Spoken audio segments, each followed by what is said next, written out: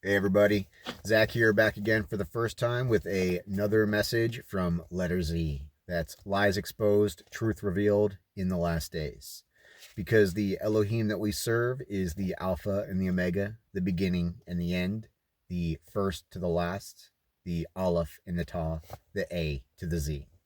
And we are living in the Z. All glory to the Most High. We're going to be jumping back in here with I Want My Kids to Know Who God Really Is by Barb Cantrell.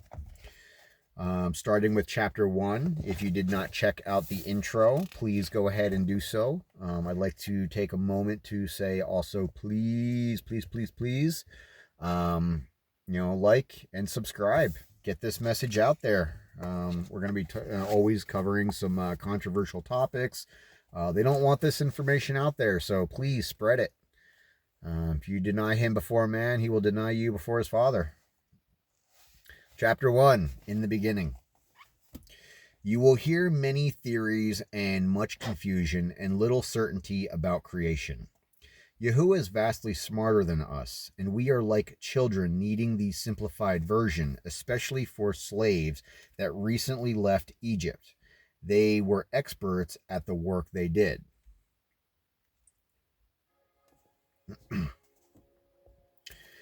They experts at the work they did and were intelligent, but things were different 5,000 years ago.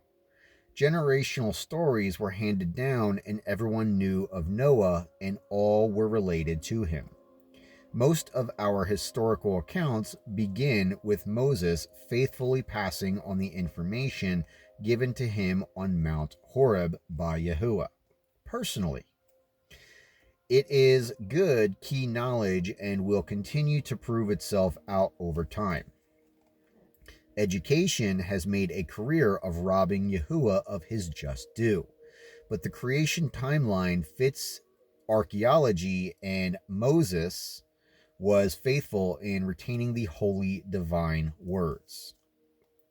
There were no faxes, computers, postal service, just scrolls made of various materials and ink and word of mouth, stories told around a fire or in a temple or on the desert sands. It would become more available in the year 1515 when Gutenberg's printing press sped up the process. One of Yahuwah's sayings about the future was that information would travel faster.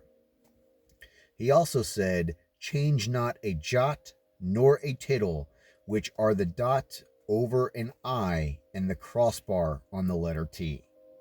Many of you can't comprehend anything less than computer speed, and it is a sad loss because with that, the simple life went away and stress took its place. Patience, too, is sacrificed for speed, deadlines, and aggression in the workplace and at home. Cursive writing creates leaders because printing interrupts the writer each time the pencil is lifted.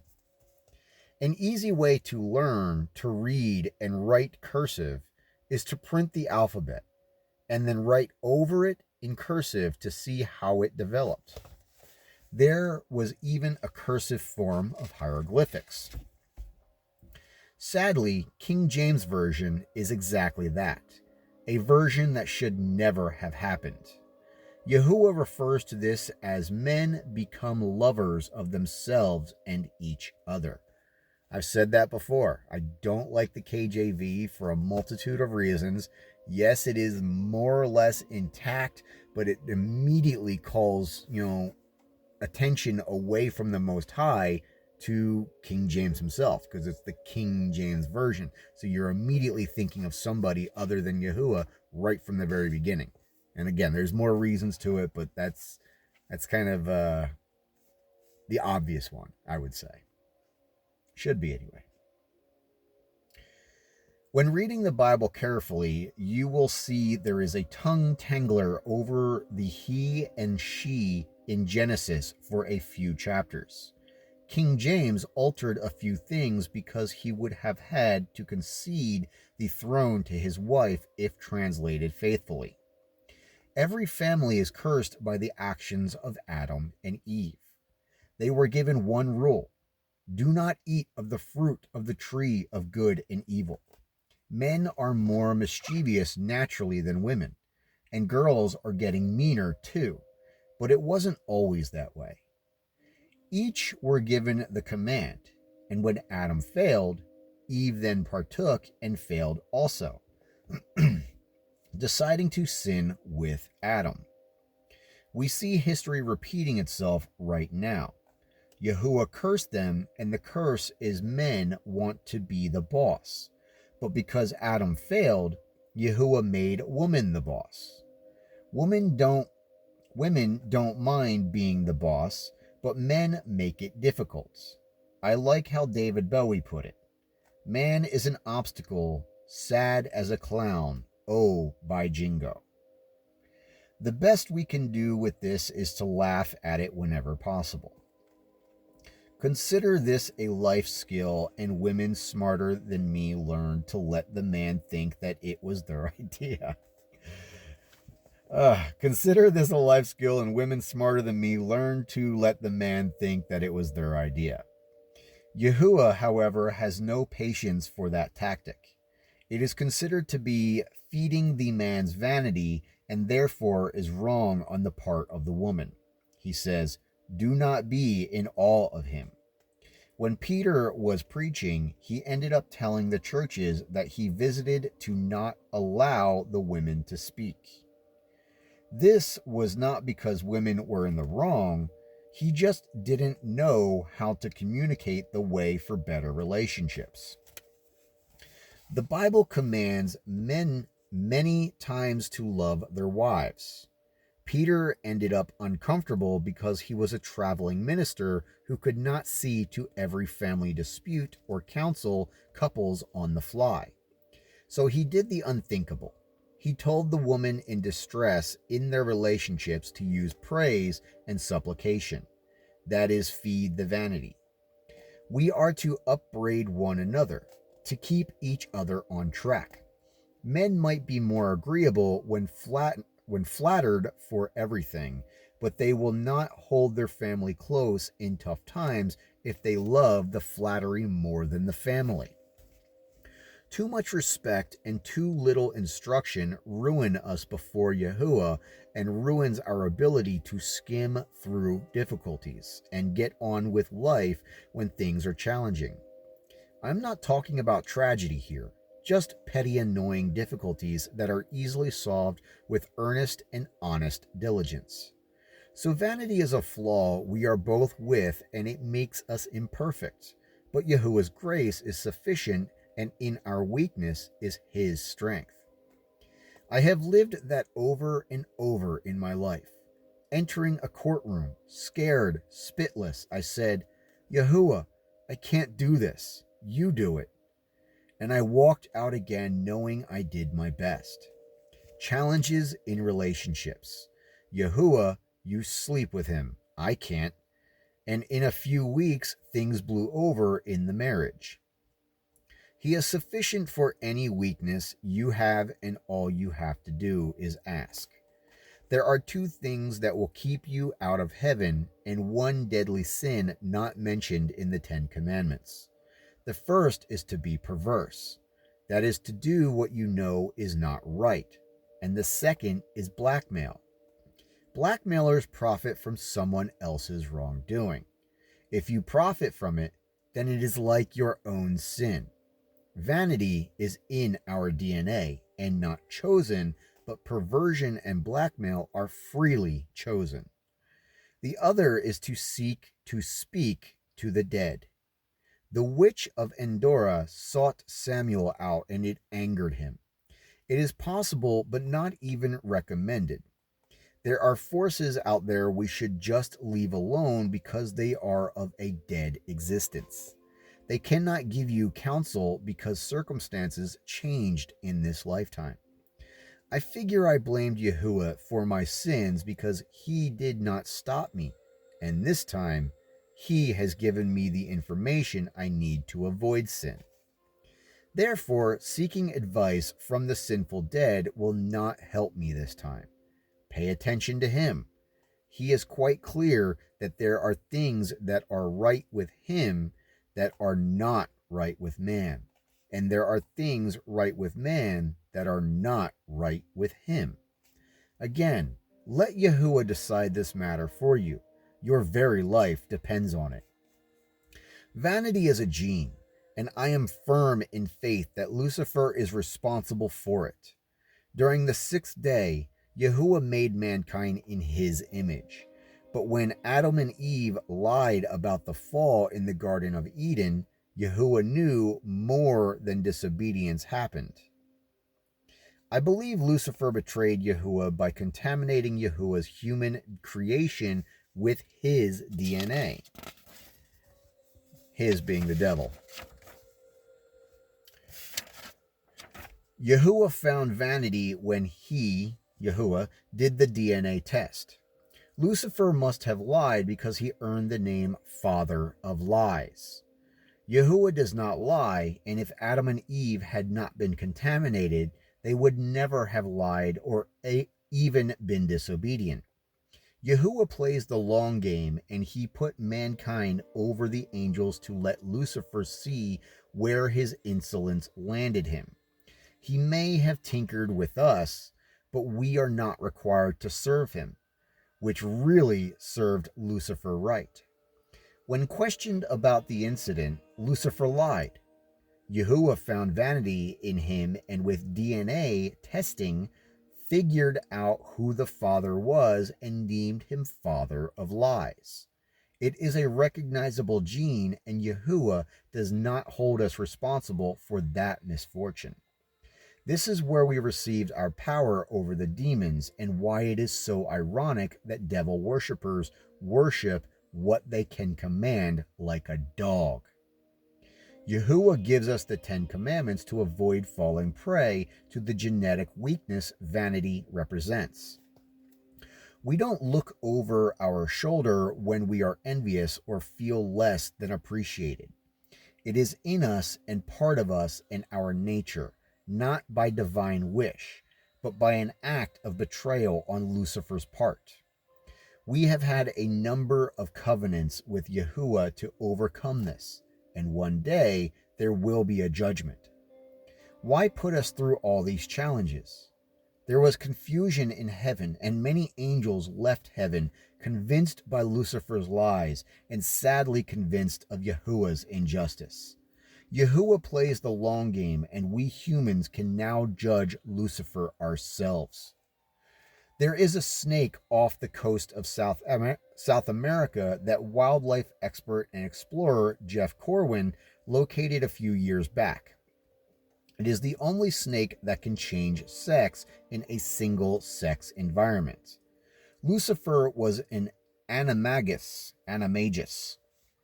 not by Yahuwah's hand, but perhaps by evolution or by willing it later, and he used it in a successful attempt to lead Adam and Eve astray in the Garden of Eden.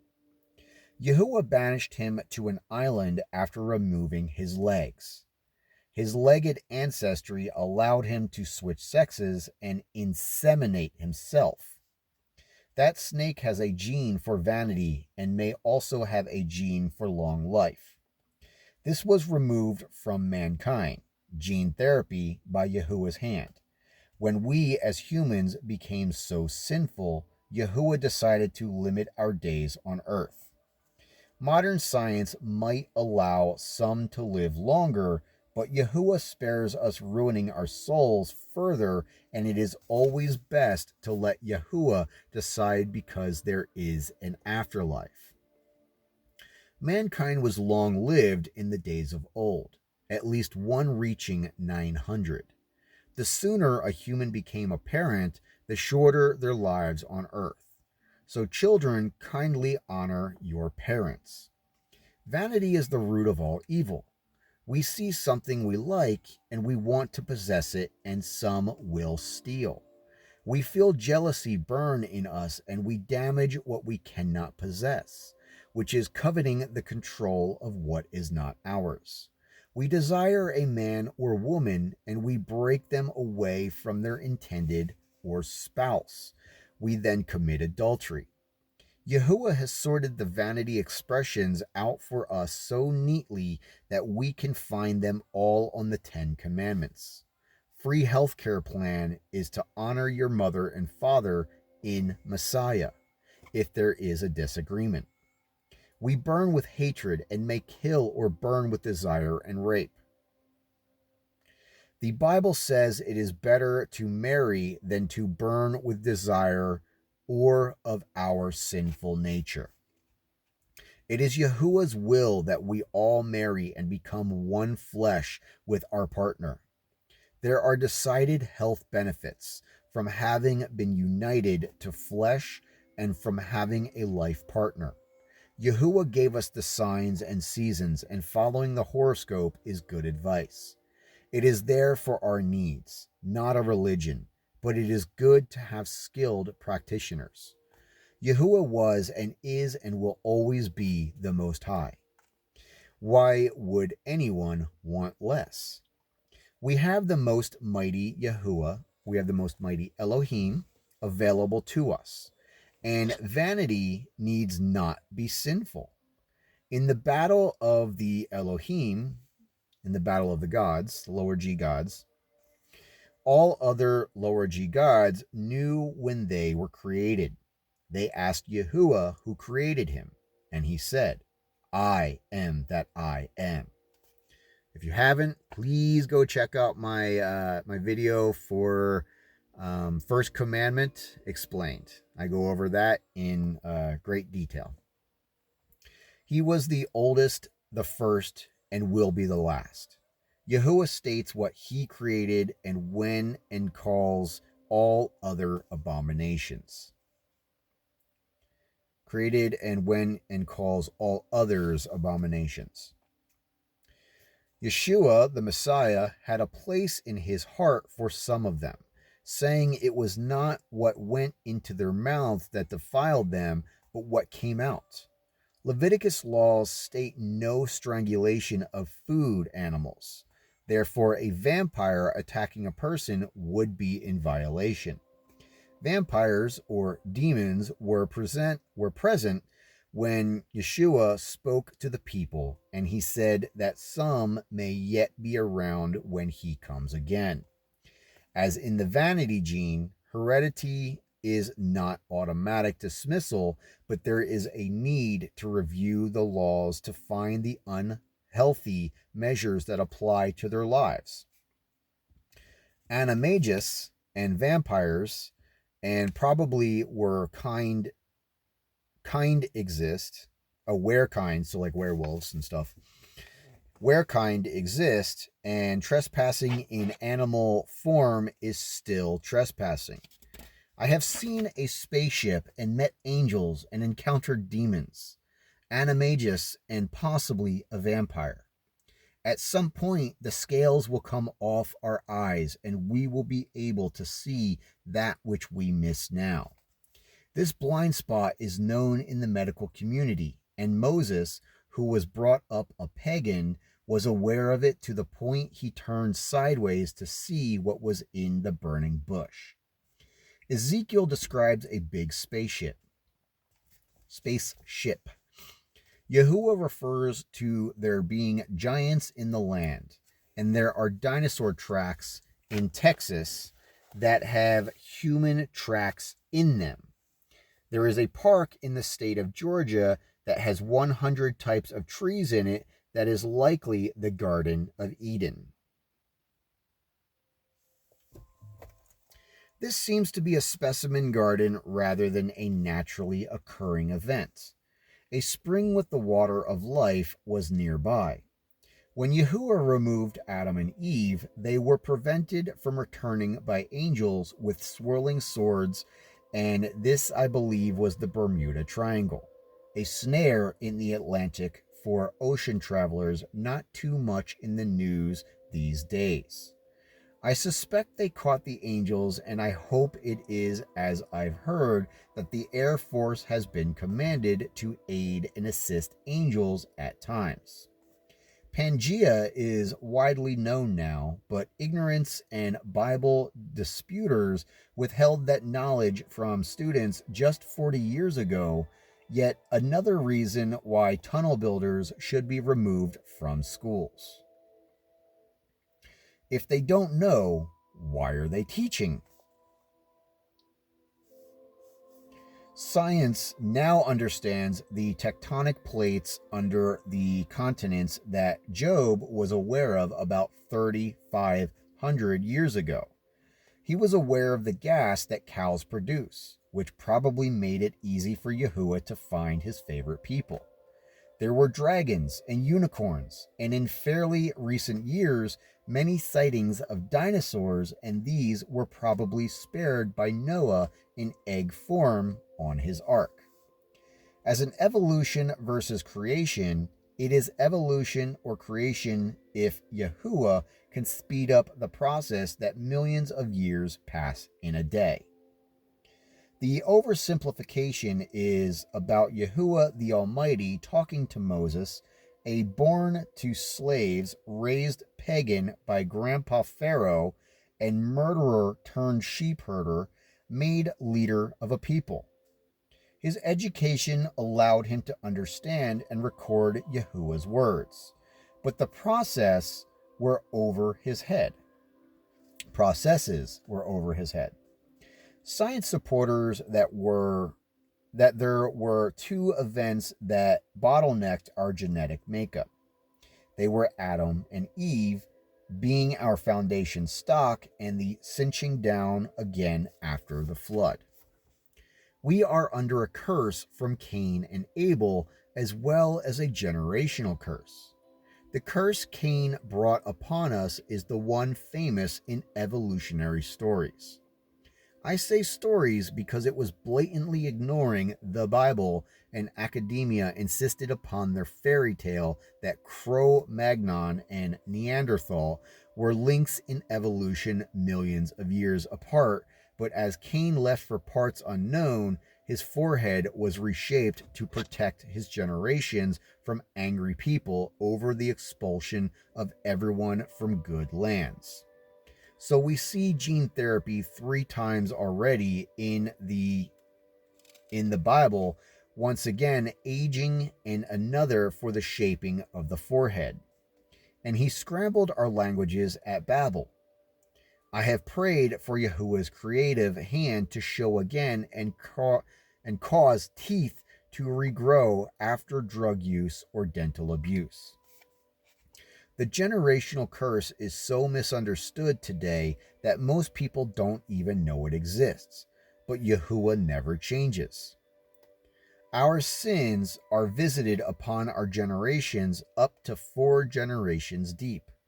They will be injured by crime or tempted as we were. And that is how our history started in the beginning. That completes chapter 1.